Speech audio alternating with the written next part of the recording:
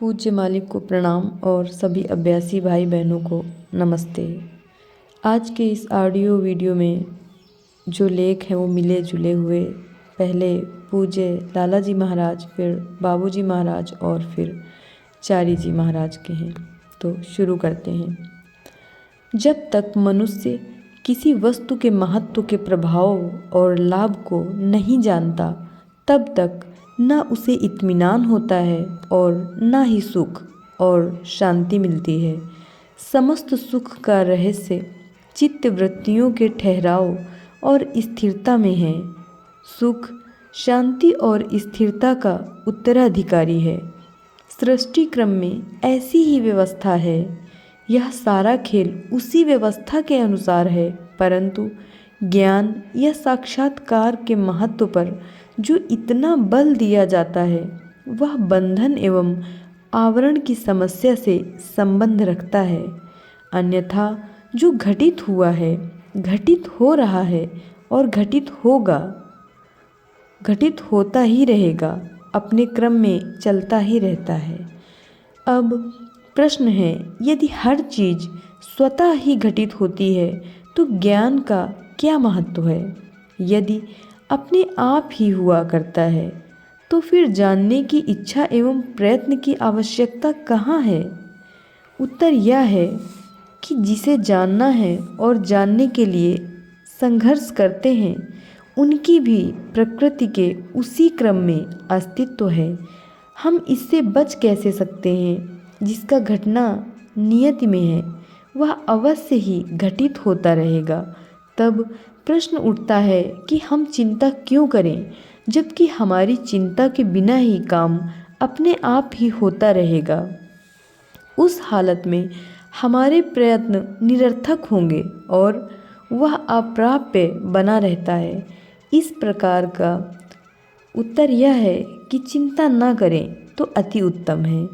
यदि बेफिक्र रहें तो बड़ी अच्छी बात है, परंतु हम जिसे चिंता कहते हैं वह मन की कुरेद है जो आंतरिक इच्छाओं का परिणाम है, और जब तक इच्छा की पूर्ति नहीं हो जाती वह पूर्ति के लिए कार्य करती रहेगी।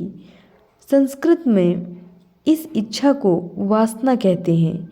केवल इसी के कारण मानव जगत अस्तित्व में आया, और जब तक यह इच्छाहीनता में नहीं परिवर्तित हो जाती किसी को शांति नहीं मिल पाती। इच्छाहीनता में परिवर्तन का अर्थ है स्थिरता, उपासना और ठहराव। इसकी प्राप्ति तो ज्ञान से या इच्छाओं की पूर्ति या तुष्टि से होती है। इच्छित वस्तु को प्राप्त कर लेने के पश्चात एक प्रकार की स्थिरता आ जाती है। इसलिए विज्ञजनों ने ज्ञान का गुणगान किया है। यह अक्षरशः ठीक है। जब तक व्यक्ति ज्ञान नहीं प्राप्त कर लेता तब तक मन में विवेक, निर्णय और दृढ़ता की कमी का बना रहना अवश्यंभावी है। यह एक सर्वविदित तथ्य है कि दुविधा और आगा पीछा में पड़े रहने वाले मनुष्य में अत्यधिक बेचैनी रहती है। दूसरी बात है कि प्रकृति में हमेशा हर हालत एक सी नहीं रहती, उसका उत्थान बना रहता है। उत्थान वापसी को कहते हैं। सिमटाव के साथ उत्थान बराबर होता रहता है।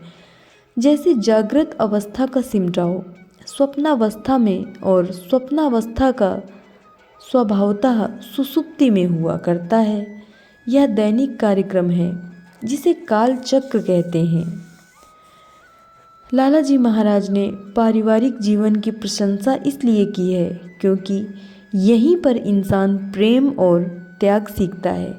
यह दोनों ही आध्यात्मिक प्रगति के लिए अत्यंत आवश्यक हैं। प्यार स्वीकार करने को तो सभी राजी हैं, लेकिन ऐसे बहुत कम हैं जो त्याग की आवश्यकता को स्वीकार करने के इच्छुक दिखते हैं। समर्पण इसके सिवाय और कुछ नहीं है कि अपने जीवन को सुरक्षित रखने के लिए उनके दिव्य हाथों में सौंप दें और फिर अपने बारे में सब कुछ भूल जाएं। इसका मतलब यह नहीं है कि हम इस भौतिक जगत की जिम्मेदारियों को छोड़ दें। वे सब भी हमें पूरी करते जाना है, लेकिन बिना इस चेतना या भाव के कि यह सब हम कर रहे हैं। अब पूज्य बाबूजी का लेख है। अब वह समय आ गया है जब व्यक्ति आध्यात्मिकता के प्रति अपनी ज़रूरत के लिए जागरूक हो रहा है। सृजन की शक्ति ने व्यक्ति के बहिर्मुखी वृत्तियों को जन्म दिया है। यही कारण है कि उसने समय के अंतराल में अनेक संसारों की सृष्टि कर डाली है, जिसके परिणाम स्वरूप वह जटिल हो गया है। मन की वर्तमान विकृत दशा उसके निजी कार्यकलापों का परिणाम है। दुर्भाग्यवश मौलिक तथ्य कि ईश्वर सरल है और सरल साधनों द्वारा ही उसे प्राप्त किया जा सकता है, व्यक्ति की दृष्टि से ओझल हो गया है। लगभग सभी मंचों ने यही उपदेश दिया है कि परम तत्व की अनुभूति सामान्य मनुष्य की क्षमता से परे की चीज है। तथाकथित गुरुओं द्वारा प्रचलित यह गलत धारणा लगभग हर एक के दिल में जम गई है और आज उच्चतम आकांक्षाओं के लिए लोगों की तड़प भी खत्म हो गई है। मैं आपको यह विश्वास दिलाना चाहता हूँ कि सामान्य मनुष्य में ईश्वर की अनुभूति प्राप्त करने की उतनी ही क्षमता है जितनी धर्म के पुरोहितों में बैठे लोगों में। ज़रूरत है तो केवल एक सही और स्वाभाविक रास्ते की, जिसे पूरी निष्ठा के साथ अपनाया जाए। सहज मार्ग लोगों को इस बात के लिए प्रेरित करता है कि वे इस सीधी सादी सच्चाई को समझें और अपने दैनिक जीवन में इसे अपनाएं। ईश्वर सूक्ष्मतम है और उसकी अनुभूति के लिए हमें सूक्ष्मतम साधना ही अपनानी चाहिए। इसका यह मतलब नहीं है कि कोई ईश्वरानुभूति के लिए अपने शरीर की ज़रूरतों की अथवा संसार की उपेक्षा करे।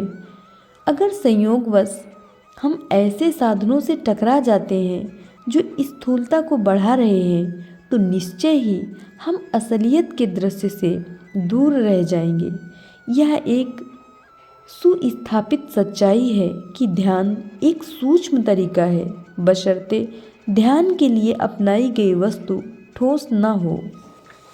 यही कारण है कि सहज मार्ग के अंतर्गत दिल में ईश्वरीय प्रकाश मौजूद है, ऐसा मानकर ध्यान करने को कहा जाता है।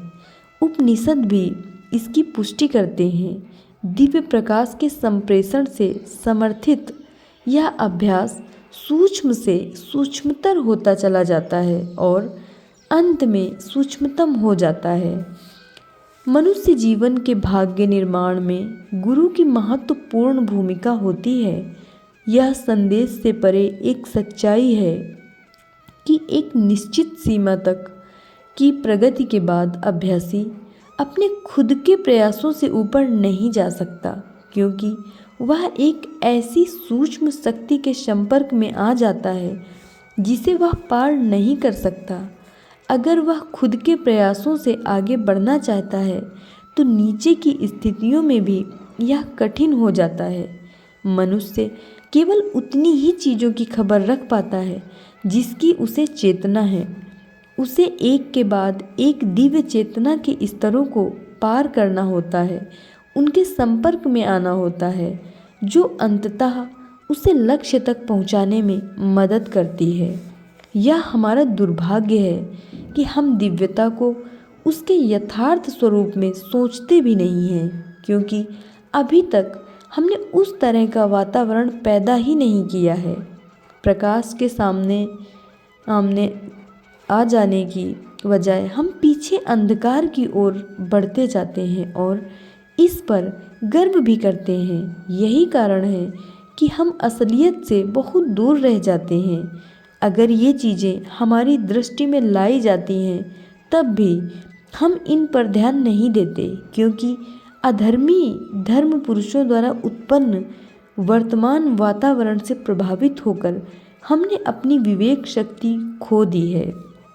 मुझे विश्वास है कि अगर मानवता का उत्थान होना है तो चीज़ें बदलेंगी और मानवता का उत्थान होना ही है, चाहे वह समय के प्रहार से हो या अनुभव से।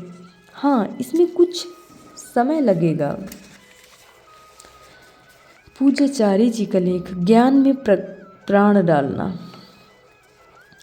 शुरू करते हैं। प्यारे बच्चों, मुझे उम्मीद है अगले वर्ष मैं आपको असाधारण बच्चे कहकर पुकारूंगा और उसके अगले वर्ष होनहार भावी देशवासी बच्चों के माता पिता जो सौभाग्यशाली हैं कि देश के भावी कर्णधारों का दायित्व उन्हें मिला है, उन्हें बच्चों को धरोहर की तरह समझना चाहिए, न कि मात्र बच्चे। और आमंत्रित अतिथिगण श्री रामचंद्र मिशन एवं सहज मार्ग आध्यात्मिक संगठन के सदस्य तथा बाल वाटिका एजुकेशन सोसाइटी तथा ट्रस्ट के सदस्य जो आज यहाँ उपस्थित हैं, सबसे पहले मैं धन्यवाद देना चाहता हूँ दानकर्ताओं को उनके सहृदय योगदान के लिए, जिससे इस भवन का कार्य 1 वर्ष के अंदर संपन्न हुआ। आप देख सकते हैं एक और भवन इसके ही पीछे बन रहा है, जिसके जून तक पूरा होने की संभावना है और इस पर पूरी लागत लगभग 5.5 करोड़ रुपए आएगी। बिना आपके दिल खोलकर दिए गए योगदान के यह संभव नहीं था। भारत का भविष्य धन अर्जित के साथ साथ धन अर्पित करने वाले विशाल हृदय व्यक्तियों पर ही टिका है। अमेरिका में मैंने देखा विश्वविद्यालयों के पूर्व विद्यार्थी लाखों का दान करते हैं। इस कारण वे सब समृद्ध विश्वविद्यालय हैं। हमारे देश से जाने वाले विद्यार्थी उन विश्वविद्यालय परिसरों की जमकर सराहना करते हैं। कहीं 80, कहीं 100 एकड़ भूमि, आलीशान भवन, परिपूर्ण प्रयोगशालाएं, समृद्ध पुस्तकालय, कंप्यूटर आदि। और फिर इन सब की तुलना वे अपने देश की निराशाजनक परिस्थितियों से करते हैं। परंतु क्या पैसे के बिना ये सब संभव है? यहाँ जो कुछ हमने किया है उसके लिए अधिकांश पैसा अमेरिका के अभ्यासियों के सौजन्य से ही प्राप्त हुआ है। कोई अगर आपसे पूछे यह स्कूल किसने बनवाया और बाकी का हिस्सा कौन बनवा रहा है, तो आप यह बता सकते हैं कि उन अभ्यासियों ने, जिनका हृदय शिक्षा से सुविकसित हुआ, जिनकी बुद्धि इस सीमा तक प्रखर हुई कि वे भारतीय मूल के उस अमेरिकावासी समुदाय का हिस्सा बने जो वहाँ के प्रवासियों में सबसे समृद्ध समूह माना जाता है। हम आज जो भी कर रहे हैं, भविष्य में जो भी कर पाएंगे, उसका श्रेय इन्हीं अभ्यासियों को जाता है। मैं सर्वप्रथम उनके प्रति अपना आभार प्रकट करता हूँ। मुझे प्रसन्नता हो रही है कि विश्व के भिन्न भिन्न हिस्सों से अभ्यासियों द्वारा ऐसे और स्कूल खोलने की प्रार्थना की जा रही है। मैं कह नहीं सकता ऐसा हमने विशेष क्या किया है जो अद्वितीय है। हम इस विशिष्ट परंपरा के, जिसमें ज्ञान में प्राण डालने को महत्व दिया जाता है, अग्रणी है। बिना प्राणों के कुछ भी उड़ नहीं सकता। जब हम कहते हैं कि अमुक के संगीत को पंख लग गए, तो यह इसलिए कि संगीत में भाव है। बिना भाव के कुछ भी ऊंचाइयों को नहीं छूता और भावों के साथ हर चीज़ ऊंची उठती है। अंग्रेजी में एक प्रचलित कहावत है, मेरे शब्द उड़ान भरते हैं, मेरे विचार नीचे ही ठहरे रहते हैं। बिना भाव के शब्द कभी स्वर्ग तक नहीं पहुंचते। हम भी ऐसा ही कुछ करने का प्रयास कर रहे हैं। भूगोल शास्त्र में महान गुरु के प्राण हैं, वैसे ही इतिहास में, गणित में भी प्राण हैं, जिस गणित से आप सब डरते हैं। आप अगर एक बार यह सोच लें कि गणित में भी हमारे पूज्य मालिक मौजूद हैं, जबकि वे स्वयं गणित में काफ़ी कमज़ोर थे। मुझे खेद है, गणित आध्यात्मिकता की परंपरा से जुड़ा नहीं है, पर आध्यात्मिकता इन सभी विषयों में रची बसी है जो हम यहाँ पढ़ाते हैं। और यही कारण है कि ये विषय आसान हो जाते हैं और दिल से समझने योग्य हो जाते हैं, ना कि दिमाग से। इसलिए चाहे हम विषय को समझ पाएं या नहीं, आप देखेंगे कि आपकी समझ विकसित होती जाती है। जैसे जैसे आप आगे बढ़ते हैं, बिना यह महसूस किए कि आप ये सब सीख रहे हैं, आप सीखने जाते हैं। आप सब यह जानना चाहेंगे कि स्वामी विवेकानंद, जो हमारी भूमि पर पैदा हुए महान व्यक्ति थे, अपने तकिए के नीचे एक किताब रख कर सोते थे और अगली सुबह तक पुस्तक में निहित विषय की शब्दशः पहले पन्ने से आखिरी पन्ने तक की उन्हें जानकारी होती थी। अतः ज्ञान प्राप्त करने के अनेक तरीके हैं। इसे ही बुद्धिमत्ता कहते हैं, जो केवल ज्ञान से भिन्न है। इस स्कूल में हमारा उद्देश्य है समर्पित, अक्लमंद, प्रेम से भरपूर, नम्र हृदय वाले बच्चे तैयार करना, जो दूसरों की सेवा में समर्पित हो सके, न कि जो केवल अपना भला सोचे। इस उद्देश्य से हमारे शिक्षकों का भी चयन किया जाता है। कुछ शिक्षक अन्य स्कूलों से ऊंचे पद छोड़कर यहाँ आए हैं, कुछ को यहाँ कम वेतन भी मिलता है। ये जीवन में मानव मूल्यों के प्रति उनकी आस्था और समर्पण को दर्शाता है। तो देखिए, आज के युग में जहाँ पैसा ही सर्वोपरि मूल्य है, हमारा सारा ध्यान ज्ञान अर्जन पर ही है। व्यक्तिगत खुशी और संपन्नता ही हमारा ध्येय है। ऐसे में आध्यात्मिक जीवन मूल्यों को इस धारा में समाहित करना और दिव्य कृपा पर भरोसा रखना, न कि आर्थिक एवं अन्य सहायता पर शायद कुछ अटपटा सा लगे। मैं आपको विश्वास दिलाता हूँ, ऐसा ही है, ऐसा नहीं है, क्योंकि मेरी नज़र में जितनी तेज़ी से हमारे इस विद्यालय का विस्तार हो रहा है, अन्य स्कूलों का नहीं हुआ और न ही उतनी अच्छी तरह से हो रहा है। मैं बढ़ा चढ़ाकर नहीं कह रहा हूँ, केवल यह बताना चाहता हूँ कि दिव्य कृपा का महत्व है और प्रार्थना में शक्ति है। इन दोनों के ही प्रति हम समर्पित हैं और इन्हीं मूल्यों के सहित मैं इस स्कूल को उन विद्यार्थियों को समर्पित करता हूँ जो आज यहाँ हैं या आने वाले दिनों में यहाँ आएंगे।